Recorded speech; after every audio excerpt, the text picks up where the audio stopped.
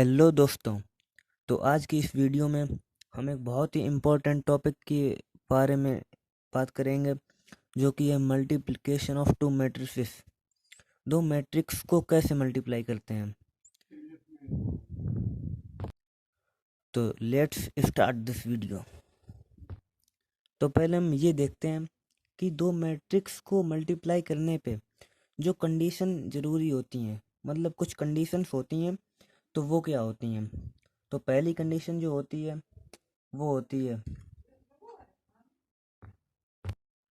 जो number of columns होने चाहिए पहली मैट्रिक्स के, वो इक्वल होने चाहिए number of rose of second matrix जिससे हम मल्टीप्लाई कर रहे हैं। तो ये क्यों होता है वो भी हम अभी बाद में बात करेंगे कि ये क्यों होता है। चलो एग्जांपल देख लेते हैं इसके। For example, we are given two matrices such that, अगर हम मैट्रिक्स ए का मल्टीप्लाई मैट्रिक्स बी से करना चाहते हैं, अगर मैट्रिक्स ए का ऑर्डर m इंटू एन है, तो मैट्रिक्स बी का ऑर्डर n इंटू पी या फिर n इंटू कुछ भी हो सकता है। लेकिन जो नंबर ऑफ रोज होंगी मैट्रिक्स बी की, वो वही होनी चाहिए जो नंबर ऑफ ए के कॉलम हैं। तो नंबर ऑफ कॉलम कितने दिए गए हैं मैट्रिक्स ए के n, तो नंबर ऑफ रोज बी के कितने होने चाहिए n। तो देखो, और जो ए और बी का मल्टीप्लाई होगा वो कम्यूटेटिव नहीं होता है। ए और बी का मल्टीप्लिकेशन कम्यूटेटिव नहीं होता है। जैसे अगर ए और बी का मल्टीप्लाई करने पे हमें कोई मैट्रिक्स मिल गई, तो ये नहीं ज़रूरी है कि बी और ए का मल्टीप्लाई करने पे वही मैट्रिक्स मिलेगी। इसलिए इनका अभी मैं ये भी प्रूफ करके आपको बताऊंगा कि ये नहीं होता है। लेकिन कभी कभी ए और बी का मल्टीप्लाई वही होता है जो बी और ए का होता है। अभी मैं इसका भी एग्जांपल दूंगा। इसका एग्जांपल आपको एनसीईआरटी में दिया गया है, वो भी अभी करके दिखाऊंगा। कुछ वैल्यू ऐसी हो जाती हैं जिससे मल्टीप्लाई सेम हो जाता है, लेकिन for all values of matrix A and B these are not commutative. Okay, तो अब एग्जांपल ले लेते हैं कोई। ये तो जनरल फॉर्म था, ये तो सिर्फ ऑर्डर दिखाने के लिए मैंने एग्जांपल दिया था, लेकिन अब एग्जांपल ले लेते हैं और इसे बहुत अच्छी तरीके से समझना, क्योंकि ये बहुत इंपॉर्टेंट टॉपिक है, मल्टीप्लिकेशन ऑफ टू मैट्रिसेस। तो ये स्टार्ट करते हैं एग्जांपल से। जैसे हमारे पास कोई एग्जांपल है, पहले हमने कोई सिंपल सा एग्जांपल कंसीडर कर लिया। अब इसमें हम देखते हैं इसका मल्टीप्लाई कैसे करते हैं। तो देखो, सबसे पहले जो इसमें, अब मैंने आपको ऊपर बताया था कि नंबर ऑफ कॉलम्स और पहली मैट्रिक्स के इक्वल रहने चाहिए सेकंड मैट्रिक्स के नंबर ऑफ रोज के। क्यों? देखो, वैसे तो हम हमेशा नंबर ऑफ रोज देखते हैं पहली मैट्रिक्स के, वो भी पीछे भी मैंने ऐसा ही किया है, मतलब पीछे भी ऐसा ही किया गया है। और नंबर ऑफ कॉलम दूसरी मैट्रिक्स के देखते हैं, लेकिन इसमें नंबर ऑफ कॉलम कैसे कह दिया गया पहले। देखो, इसमें जो मल्टीप्लाई करते हैं वो ऐसे करते हैं, जो पहली रो होती है उसका मल्टीप्लाई हम इसके पहले कॉलम के सभी एलिमेंट से करते। ये मैंने सिंपल सा एग्जांपल लिया जो आपको समझने में कोई प्रॉब्लम ना हो। इसके बाद हम थोड़े टिपिकल भी क्वेश्चन करेंगे। तो इसमें देखो, सबसे पहले हमसे कहा गया ए इंटू बी निकालिए, तो इसमें हम क्या करेंगे, टू है, टू इंटू फोर। अगर नीचे कोई होता है वो भी आगे करेंगे, टू इंटू फोर। तो देखो, इसमें जो हम पहला एलिमेंट जब निकालते हैं, तो हम इस मैट्रिक्स का इस मैट्रिक्स की पहली रो देखते हैं और इस मैट्रिक्स का पहला कॉलम देखते हैं। तो इसमें पहली रो ये है, पहली रो। लेकिन हमें पहली रो में तो बहुत एलिमेंट हो सकते हैं, इसलिए हमें ये फिक्स करना होता है कि ये एलिमेंट किस रो और किस कॉलम का होगा। तो ये पहली रो हो गई, पहली रो। लेकिन यहाँ कोई दूसरा एलिमेंट हो गया, ये भी पहली रो का है, इसलिए हम पहली कॉलम से मल्टीप्लाई करते हैं, जो हमें पहली रो और पहली कॉलम का पहला एलिमेंट मिल जाए। मल्टीप्लाई करने के बाद टू इंटू फोर हो गया। उसके बाद वैसे ही अगर हम पहली रो और दूसरे कॉलम का मल्टीप्लाई करेंगे, तो पहली रो टू का मल्टीप्लाई दोबारा हम करेंगे फाइव के साथ। उसके बाद हमें दूसरे रो के पहले कॉलम का एलिमेंट निकालना है, तो दूसरी रो के पहले कॉलम का एलिमेंट, इसका मतलब थ्री इंटू फोर। और दूसरी रो दूसरे कॉलम का एलिमेंट, इसका मतलब थ्री इंटू फाइव। तो मैट्रिक्स ये बन गई। तो जब इसे सॉल्व करेंगे तो क्या आएगा, 8, 3 4 जा 12, 2 5 जा 10, 3 15। तो ये ए इंटू बी मैट्रिक्स आ गई। तो इसी से हम ये भी अब समझ लेते हैं कि ये कम्यूटेटिव क्यों नहीं होती है। मान लीजिए हम मल्टीप्लाई अब कर रहे हैं बी इंटू ए का, तो बी इंटू ए जब करेंगे तो अभी मैंने आपसे कहा कि पहली रो का एलिमेंट देखना है। इसमें देखो पहले नंबर ऑफ रोज देख लेते हैं हम। इसमें नंबर ऑफ रोज कितनी है, 1। और नंबर ऑफ नहीं, अगर हम बी का मल्टीप्लाई कर रहे हैं तो इसमें हम नंबर ऑफ कॉलम देखेंगे। नंबर ऑफ कॉलम कितने हैं, 1 2, 2 है नंबर ऑफ कॉलम। और नंबर ऑफ रोज इसमें कितनी है, 1 2। इसका मतलब बी और ए का मल्टीप्लाई हम कर सकते हैं। तो जब मल्टीप्लाई करेंगे तो क्या होगा, 4 का मल्टीप्लाई हम 2 के साथ करेंगे। इससे हम वो एग्जाम्पल भी समझ सकते हैं।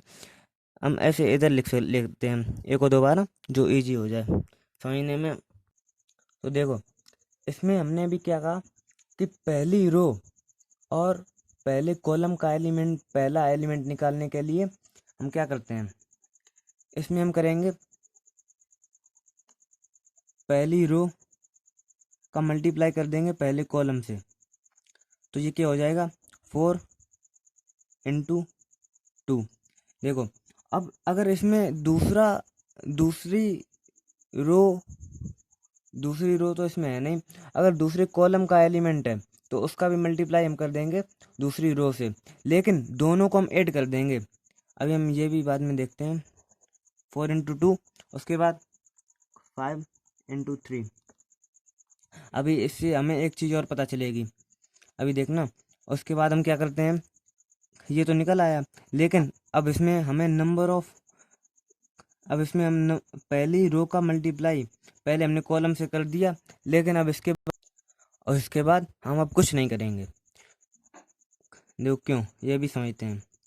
अब इसका जो आंसर आएगा वो आएगा 8 + 5 3 या 15। इसका मतलब आंसर आएगा 15 8 23। इसका आंसर ये आएगा। और इसका ऑर्डर क्या है, 1 इंटू 1। देखो इससे एक बहुत ही इम्पोर्टेंट चीज़ ये पता चलती है कि हमने अभी पहले थोड़ी देर पहले कहा था कि हम पहली मैट्रिक्स का हमेशा नंबर ऑफ रोज देखते हैं और दूसरी मैट्रिक्स के हमेशा नंबर ऑफ कॉलम देखते हैं। इसमें नंबर ऑफ रोज कितनी है, ए में 2, नंबर ऑफ कॉलम 1, और इसमें number of rose 1, number of 2 और नंबर ऑफ कॉलम 2। इसमें देखो अगर हम दो मैट्रिक्स का मल्टीप्लाई करते हैं, जो पहली मैट्रिक्स की नंबर ऑफ रोज होंगी वही मल्टीप्लाई करने पे नंबर ऑफ रोज आएंगी। इसका भी रीजन होता है, वो मैं बताऊंगा। और इसमें जो नंबर ऑफ कॉलम दूसरी मैट्रिक्स के होंगे वही ऑफ नंबर ऑफ कॉलम इसके भी आएंगे। इसीलिए इसका ऑर्डर 2 इंटू 2 आया, क्योंकि 2 इंटू 2। और इसमें 23 क्यों आया, इसमें ऑर्डर 1 इंटू 1 इसीलिए आया। इससे आप ऐसे चेक भी कर सकते हैं कि मैट्रिक्स आपकी सही है या नहीं। अगर आपका ऑर्डर ऐसा आ जाए तो सही है, इसका मतलब मैट्रिक्स। इसके बाद तो ये तो इजी था। अब इसके बाद थोड़ी 2 इंटू 3 या फिर 3 इंटू 2 की मैट्रिक्स ले लेते हैं, उससे समझते हैं। उसमें मैं आपको और सारी चीज़ें बताऊंगा जिससे और आपको मैट्रिक्स के बारे में पता चलेगा कि उनका मल्टीप्लाई करने पे क्या आता है। जैसे इसमें तो इजी था, मतलब इसमें बताने वाली चीज़ है भी नहीं, क्योंकि अभी इसमें ऑर्डर 1 इंटू 1 ही आ रहा है। जब उसमें ऑर्डर 3 इंटू 3 या फिर 2 इंटू 2 आएगा तो उसमें मैं अभी बहुत सारी चीज़ें बताऊँगा। जैसे अभी आपसे कोई कह दे सी और डी का मल्टीप्लाई करिए, तो आप इसका मल्टीप्लाई कर देंगे। इसमें चलो चेक कर लेते हैं कि इसका मल्टीप्लाई होगा भी या नहीं। इसका ऑर्डर क्या है, 1 2 2 इंटू 1 2 3, नंबर ऑफ कॉलम 3। इसमें इसमें भी ऑर्डर सेम आएगा। तो इसमें देखो number of column 3, number of रोज 2। इसका मतलब हम सी और डी का मल्टीप्लाई नहीं कर सकते। तो इसका मतलब सी और डी का मल्टीप्लाई नहीं होगा, क्योंकि ऑर्डर सेम है ही नहीं। जो ऊपर कंडीशन थी नंबर ऑफ कॉलम पहली मैट्रिक्स के इक्वल होने चाहिए नंबर ऑफ रोज के, तो इसमें इसका मतलब सी और डी का मल्टीप्लाई नहीं होगा। अब इसका रीजन भी जान लेते हैं क्यों नहीं होगा। अभी ऊपर हमने कैसे मल्टीप्लाई किया था, अगर हम इस पूरी रो का मल्टीप्लाई इसके साथ करते हैं, इसके साथ होगा ही नहीं। देखो इसमें हम सिर्फ यहाँ तक का मल्टीप्लाई कर सकते हैं, क्योंकि इसमें नंबर ऑफ एलिमेंट कितने हैं, 1 2, इसमें 1 2 3। तो तीसरे एलिमेंट का मल्टीप्लाई कहाँ करेंगे, ये देखो, ये अब पकड़ में आ गया कि अब हम ये क्यों नहीं कर सकते। इसमें हम सिर्फ इन दो एलिमेंट का मल्टीप्लाई कर सकते हैं इन दो के साथ, लेकिन हम तीसरे का कहाँ करेंगे। इसलिए नंबर ऑफ कॉलम इक्वल होते हैं, क्योंकि जो पहली रो में एलिमेंट है वो पहले कॉलम के एलिमेंट के इक्वल होने चाहिए। तो पहली रो में जो एलिमेंट हैं वो निकलेंगे तो कॉलम से, इसलिए हम number of column number of रोज के इक्वल रखते हैं। तो अब देखो, पहली बात यहाँ से पता चल गई कि हम ऊपर वाली कंडीशन क्यों कहते हैं कि ये होनी चाहिए तभी मल्टीप्लाई होगा। तो ये तो समझ में आ गया। इसके बाद इसमें एक बात और जानने वाली होती है, वो मैं अगले एग्जाम्पल से बताता हूँ, जिसमें हम दो मैट्रिक्स का मल्टीप्लाई कर सकते हैं। तो अब बताओ, ए और बी का मल्टीप्लाई करने पे ऑर्डर क्या आएगा, ए बी का जो मैट्रिक्स बनेगी उसका ऑर्डर क्या आएगा, उसका ऑर्डर आएगा 1 × 3 का। तो अब देखते हैं कैसे आएगा। अब इससे समझते हैं, अब इससे सारी बातें क्लियर हो जाएंगी कि क्या होता है मल्टीप्लिकेशन ऑफ टू मैट्रिसेस। हम इसमें ए और बी का मल्टीप्लाई करते हैं पहले।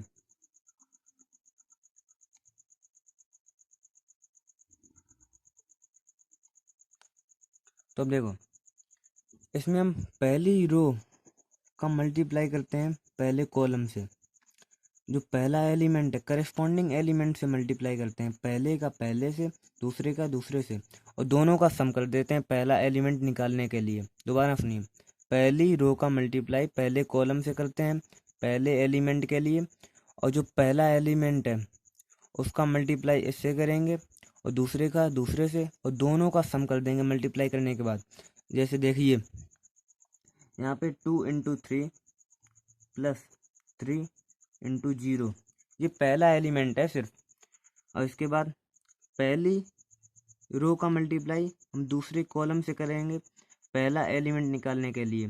इसमें देखिए, इसमें आपको एक बात और समझ में आएगी, पहली रो है, दूसरे कॉलम और ये दूसरे कॉलम का हम एलिमेंट निकाल रहे हैं, इसलिए जो ऑर्डर होता है वो पहली मैट्रिक्स की रो से और दूसरी मैट्रिक्स के कॉलम से बनता है। इसमें देखिए क्या होगा, 2 × 4 + 3 × 5, और ये पहली रो का मल्टीप्लाई इससे 2 × 0 + 3 × 6। अब देखो, इसमें दूसरी रो तो है नहीं, अगर यहाँ पे दूसरी रो कोई होती, मान लीजिए यहाँ पे 0 0 और दिए गए हैं, तो इनका मल्टीप्लाई भी हम ऐसे ही कर देते, 0 × 3 + 0 × 0 0 × 4 + 0 × 5 0 × 0 + 0 × 6। तो ये क्या आ जाएगा। वैसे अगर हम पहली वाले की बात करें तो उसका आंसर आएगा 6 2 × 4 8 5 3 या 15 15 8 23, और ये 0 3 6 या 18। अगर हम इसकी बात भी कर लें तो ये आ जाएगा ये। उससे एक बात तो क्लियर हो गई। अगर हम कहें कि बी का मल्टीप्लाई हम ऐसे कर सकते हैं तो नहीं कर सकते, क्योंकि उसमें नंबर ऑफ कॉलम 3 है और नंबर ऑफ रोज इसमें 1 है, इसका मतलब इसका मल्टीप्लाई नहीं कर सकते। तो इसी के साथ हम वीडियो को ख़त्म करते हैं, और अगली वीडियो में हम इसके और सारे एग्जाम्पल करेंगे और पहले एक्सरसाइज 3.2 भी ख़त्म करेंगे। अगर आपको वीडियो अच्छी लगी हो तो चैनल को सब्सक्राइब जरूर कर दें।